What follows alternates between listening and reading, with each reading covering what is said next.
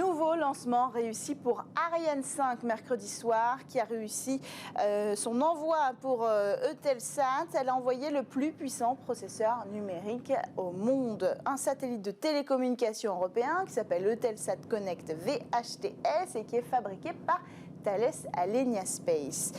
L'ambition est grande pour Eutelsat, fournir un accès Internet à haut débit partout en Europe, et il va également couvrir les besoins de connectivité haut débit des réseaux de télécommunications fixes et mobiles sur Terre, dans les airs, mais aussi en mer. Il va, ce satellite, être suivi de plusieurs lancements qui seront tous réalisés par Arianespace. En fait, c'est le 37e lancement réalisé par Arianespace pour le compte d'Eutelsat, et il ne reste désormais que 3 vols à Ariane 5 avant de céder sa place à Ariane 6 attendu début 2023.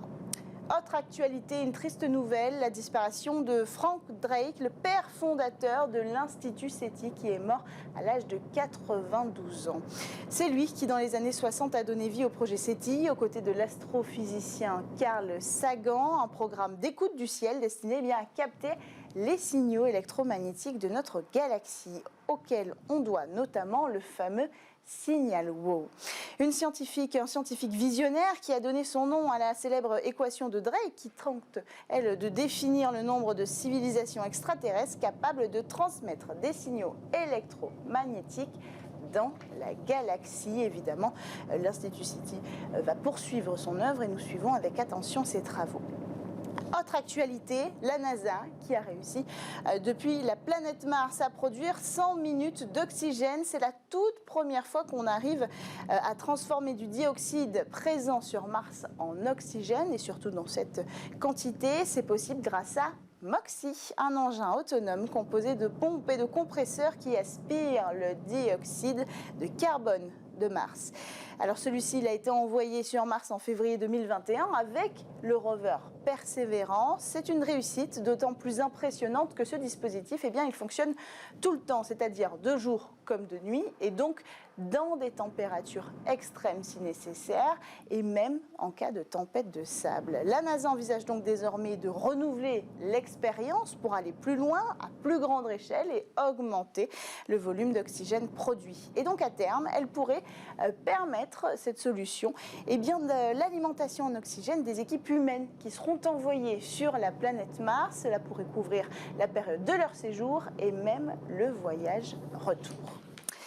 Allez, dernière actualité, après 2 tentatives de lancement de la mission Artemis 1, le vol est reporté. En cause, une nouvelle fuite d'hydrogène liquide, cette fois visible à l'œil nu depuis le pas de tir de Cap Canaveral.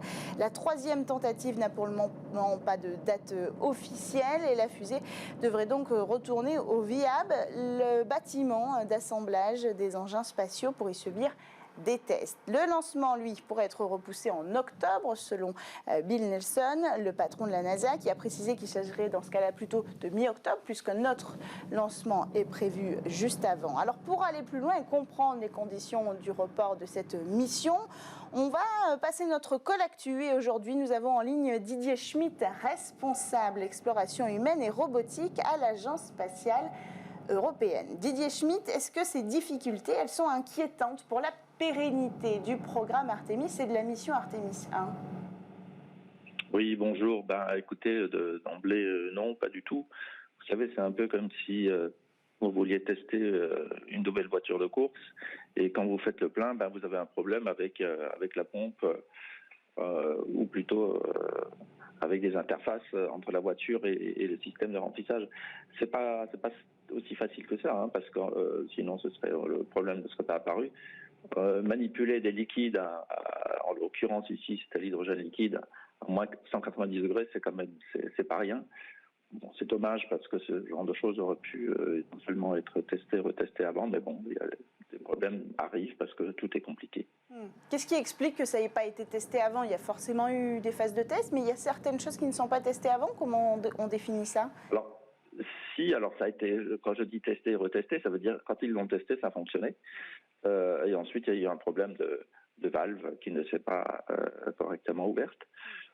Ça n'était pas arrivé avant. Voilà, donc encore une fois, quand les choses sont complexes, à un moment donné, Voilà, ça arrive. Maintenant, donc il faut le redire, ça n'a rien à voir avec le lanceur lui-même. Donc là, tout était nominal aussi jusqu'à quelques minutes avant le décollage.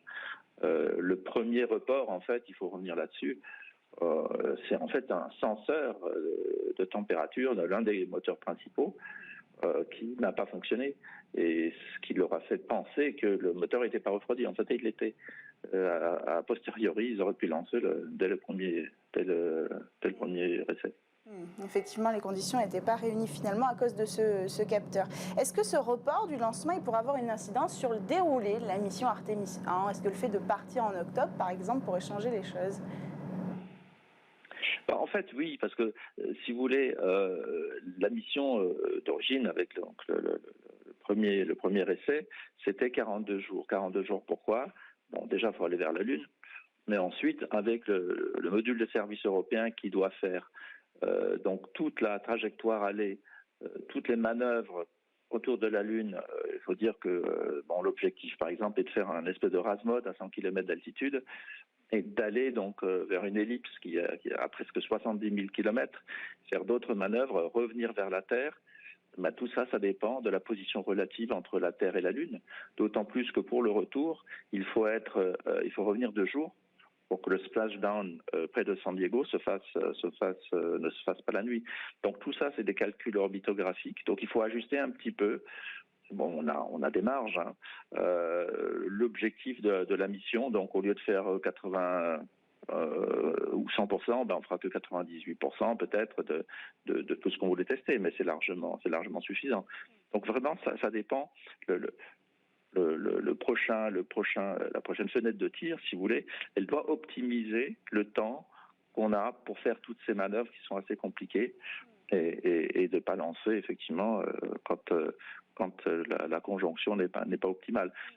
Et ensuite, il y a le problème du pas de tir. Il faut que le pas de tir soit disponible pendant le temps donc de cette possibilité de tir, parce qu'il y a évidemment aussi d'autres activités sur les pas de tir à Cap-Canaveral, et aussi il faut que les équipes soient disponibles. Est-ce que vous pouvez nous rappeler en quelques mots comment on définit une fenêtre de lancement ? D'abord, la fenêtre de lancement, elle est prévue pas mal de temps à l'avance. Et justement, la fenêtre de lancement, elle est vraiment prévue pour faire toutes les manœuvres qu'on a prévues en fonction de la position de la Lune et la position de la Terre, puisque la Terre tourne sur elle-même et la Lune autour de la Terre. Donc on choisit vraiment le moment optimum. C'est pour ça qu'on dit, là on a tel jour, on a 2 heures de possibilité de tir. Si on dépasse les 2 heures, la Lune ou la Terre a déjà tourné de trop, ou la Lune est déjà passée un peu trop loin par rapport à ce qu'on voulait faire. Donc c'est ça essentiellement. Ensuite, évidemment, quand on s'approche d'une fenêtre de tir, l'élément essentiel et principal, c'est la météo. En plus, on peut rentrer à l'automne, évidemment, dans des périodes de tornades en Floride, etc., qui là, empêchent tout lancement pendant des fois des semaines. Quand est-ce qu'on peut attendre une date précise ? Alors pour l'instant, la décision a été prise de ne pas rentrer le SLS, le lanceur, dans le VAB pour aller réparer ce problème. Donc on va réparer sur place. Mais l'autre, il y a pas rentrer dans tous les détails, mais il y a des éléments pyrotechniques qui ont une durée de vie, entre guillemets, qui sont certifiés, disons, pour 15 jours. Donc la fusée peut rester à l'extérieur sur le pas de tir pendant 15 jours, et après il faut revérifier ou recertifier certains éléments, comme la pyrotechnie pour l'étage supérieur, pour la coiffe, etc. Donc ça aussi, c'est un problème. C'est-à-dire si ils mettent plus longtemps que prévu pour réparer, là, ça remet tout en question. Il faut peut-être de nouveau rentrer dans le VAB, changer les éléments pyrotechniques et vérifier d'autres systèmes parce qu'ils ont été trop longtemps exposés à l'extérieur du bâtiment. Merci beaucoup Didier Schmitt d'avoir répondu à notre collectu pour éclaircir notre lenteur sur l'avenir de la mission Artemis qu'on devrait donc attendre, on l'espère, pour le mi-octobre prochain. Allez, on passe au Space Talk sur Bismart.